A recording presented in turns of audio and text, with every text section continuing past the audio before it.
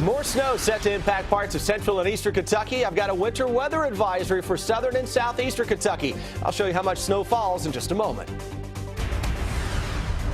Now, but that comes with some consequences. What some southern Kentucky school districts are doing to make up for a lost day. A southern Kentucky teen is talking with us tonight, months after he was injured in a freak ATV accident. We'll hear from him coming up. Tracking, alerting, protecting. This is WKYT News at 5:30. Good evening. More messy weather making its way right here to the Bluegrass State, and this round of snow will mainly hit southern and southeastern Kentucky. Yeah, part of the region is under a winter weather advisory. We begin with Chief Meteorologist Chris Bailey, who is tracking how much snow we could see. Yeah, certainly not going to be on par with anything that we had last week, but still it's an impact-worthy event across southern and southeastern Kentucky where we could pick up on a few inches here or there. A winter weather breakdown as we roll into the overnight and through tomorrow, showing you that we are indeed dealing with that southern and eastern system to impact the Bluegrass State. A majority of the snows won't arrive until late this evening, and depending on where you are, 1 to maybe 4 inches in some of these areas, though a sharp cutoff to the snow on the north and west side of that snow shield. And you can see that with our winter weather advisory that basically goes from southwest to northeast here in the southern and southeastern parts of the Bluegrass State. The snowfall forecast has the higher amounts along the Virginia border counties, maybe even into parts of the Tennessee border counties, but the closer you get to I-64 and into parts of Madison County per se and north, not a whole lot is expected from this system. That very sharp cutoff should be showing up right across this particular area. Live First Alert Defender, nothing on it now, but snow's breaking out across parts of Tennessee. This is an out-and-out snowstorm into areas of the Deep South, guys, all part of a very busy pattern that I'm tracking when I come back in less than 15 minutes.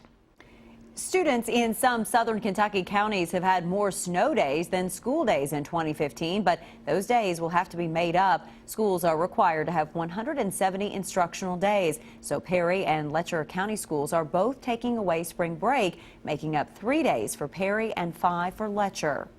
We didn't want to take the spring break, so it is kind of the last resort to help us with our schedule. Those districts will add the rest of the makeup days to the end of the school year, with the last day of school coming sometime in early June. They say the fact that he's still alive is a miracle. 9 months after he was seriously hurt in a freak ATV accident, a Laurel County teenager is back home. We've been telling you about Casey Collett since last May. He's gone through more than a dozen surgeries in several different states. Our Phil Pendleton sat down with Casey today for the first time since the accident to share his family's difficult journey. After 17 surgeries and most of the past 9 months at a special hospital in Georgia, it would be easy for this family to be discouraged. We're so blessed to have him home. Tracy Bowling says this family can focus on the incredible good that has come from such a trying event in their lives. We've had meals, we've had, just gifts and ramps and just everything. It's just been unbelievable. The 16-year-old was riding an ATV near his Laurel County home when he was clotheslined. Doctors didn't know if he was going to survive. Many said it was a miracle he survived the initial incident and some of the surgeries that followed. It's changed me to realize what's really important. Casey has a difficult time verbalizing because of his injuries, but there were a couple of topics that he did want to talk about. Fishing brought a smile to his face, and UK basketball perked his interest. Like watching this year's team? Yeah. Do you think they're going to get beat? No. Laughter when most of the past year has been filled with uncertainty. You always wonder, well, why? And we've seen so much of the good come out of it. In Laurel County, Phil Pendleton, WKYT.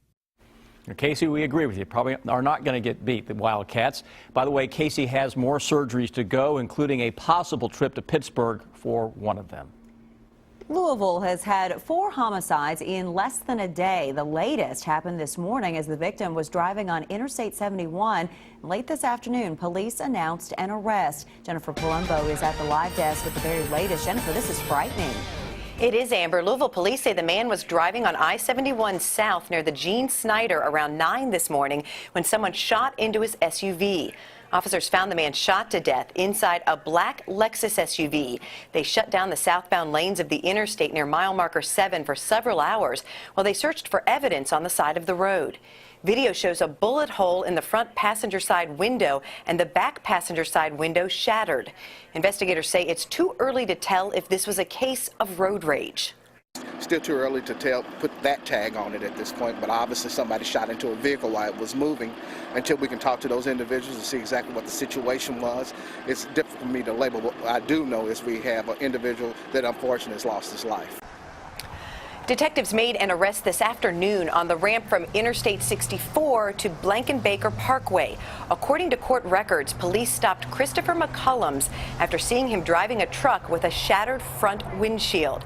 He's charged with possession of marijuana, drug paraphernalia, failure to maintain insurance, and carrying a concealed weapon. Right now, he is not charged in the killing. At the live desk, Jennifer Palumbo, WKYT. Jennifer, thank you. So far, the victim's name has not yet been released. One person was arrested after a bizarre crash. Our county-by-county coverage at 5:30 begins in Madison County. Check out these pictures from the Madison County Fire Department. The crash happened Tuesday afternoon on Speedwell Road. Now, we're told the driver of the Saturn crashed into a truck, and as you can see here, went right under it. The driver of the Saturn was arrested for DUI, but here's the deal. The drivers of both these vehicles suffered only minor injuries. In Jessamine County, a pony is recovering after being shot by an arrow. The pony, named Cupid, was found walking around injured in Perry County. We're told vets did emergency surgery on Cupid and removed the arrow. Soon after surgery, Cupid was brought to the Kentucky Equine Humane Center in Nicholasville. Staff there tells us that Cupid is improving, and once he's healed up, he'll be up for adoption. It is a bill that would help retirees in the state. A proposed Kentucky retirement account bill would create a retirement savings plan for all Kentuckians who don't have access to a plan at their workplace. State Treasurer Todd Hollenbach says the bill would put a system in place that gives private employees access to a retirement system ran by the state, but the system would be managed by a private retirement planning group. Hollenbach tells us the bill wouldn't have any fiscal impact on the state. It's a win-win for the employees who would like to have convenient, easy access to retirement options, savings options. It's a win for the taxpayers of Kentucky who will end up shouldering the burden of underfunding for personal retirement savings if we don't do something about it. The plan would be voluntary. Today's discussion on the bill was just a meeting. There was no vote on it. Finding part-time work online can be a bit risky. Keep that in mind because con men could target you next in a $1 million scam that's claiming large numbers of victims. We had hospital bills that we needed to be paid. Deanna Vold's son's hospital bills. So the stay-at-home mom decided to look for part-time work she could do from the house to help her family make ends meet. I got an email back saying that somebody wanted to interview me. They said my resume met their qualifications. She was told she needed to register with Yahoo Messenger for an interview. And once she did, they said the data entry job was hers. They would send me a check through the mail for the software I needed for the position. Deanna was stunned when she received a $3,000 check. She became suspicious. They never saw me. They never spoke to me on the phone. Why would they trust me with money? She took the check to her local bank and quickly learned it was worthless. I just turned it in and spent all this money. I don't have the money, to pay back $3,000. I'm a new mom. We're newly married. We don't have money. Postal inspectors say the idea of making a little extra money is appealing to a lot of people, and con artists know it. Here's how the scam works. Use a certain amount of those funds to buy the software that you'll need to do this job, and they'll tell them one of two things. Either send it back to us or send it to a third party. If you deposit the bad check and send back the remaining money out of your account, you'll quickly learn you've been scammed. Your funds are gone. Deanna was smart to take the check to the bank to be inspected, but her case has launched a bigger case. We have people in this investigation that have significantly lost funds.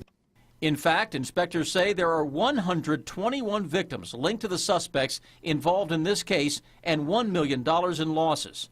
some red flags to look for. There was a lot of misspellings, a lot of weird ways they were putting things that didn't seem right, but I thought, you know, maybe they're based out of another country, maybe they're just not as fluent with English. Inspectors also say be careful of anyone who resists taking a phone call or having any personal contact.